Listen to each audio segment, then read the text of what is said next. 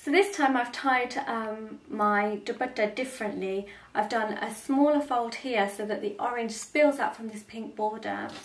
And then on the back I've draped it to create this lovely fountain of material, just to give it a bit more of a Bollywood look. This is great for, turn around. This is great for any bridals who want to dress like this for their mehndi night or for their pre-wedding parties. If you want a more Bollywood way of wearing your Chaniya Choli, you want to start by making 5cm pleats.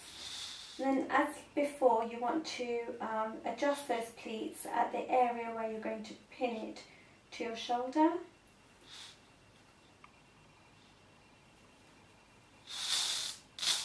I can see that the inner fabric here has come out from the outer fabric, so I just want to make sure that they are perfectly 5cm.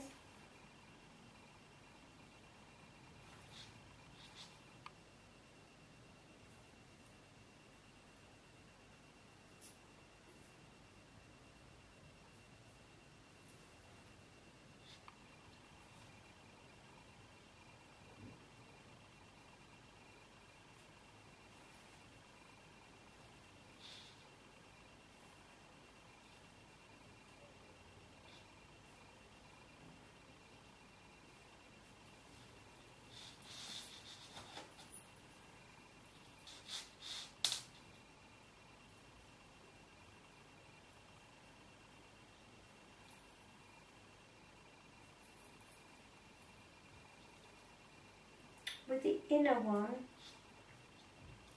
just want to bring it out a little while it's in your hands like this. And then what I want to do is hide, where I've pinched it, all of the orange that I can see. And this works well only if you have a saree that's like mine, not a saree but a chuni that's got a border and then the middle part different.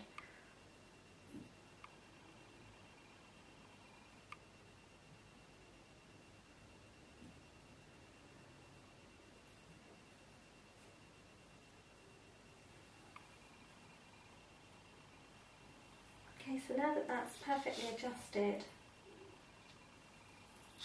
and this orange hidden, I'm going to pin it to my blouse.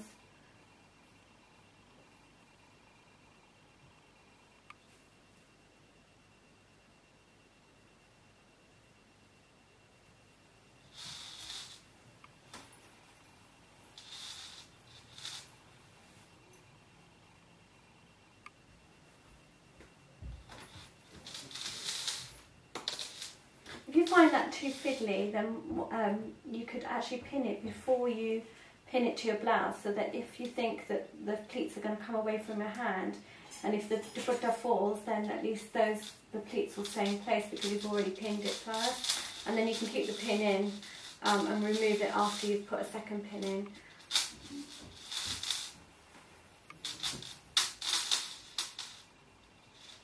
I'm going to take, like before, the inner part of the dupatta, or the chundri, whatever you want to call it, and bring it round. This time I want this to go right back. I'm just going to pull this forward and do the pleats.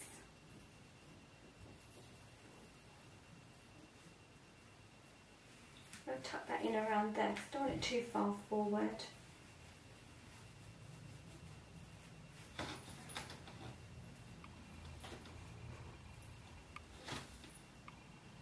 Safety pin that in place.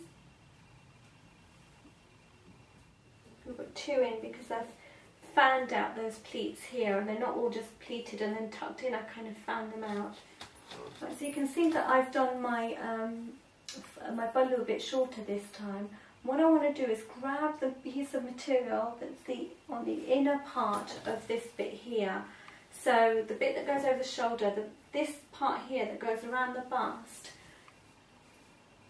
the other side of that is tucked in and underneath this massive folds here. So I want to grab that piece, which is the bit that's closest to the body. And what I'm going to do is get the corner here and hold that to my shoulder and let it hang like this. From the front, I'm going to bring it forward over my shoulder and tuck it under, bring it under the material that's over my bust, and then just pin that where it's not going to be seen. Adjust it from the front again.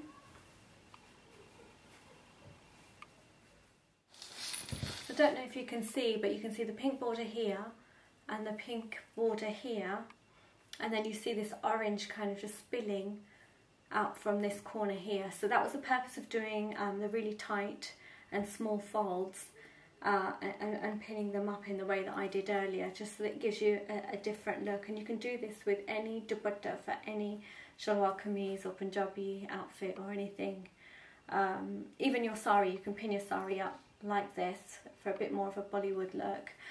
It's really great for when you've got really decorative ornate saree, in which case you don't have to tie this area too tight.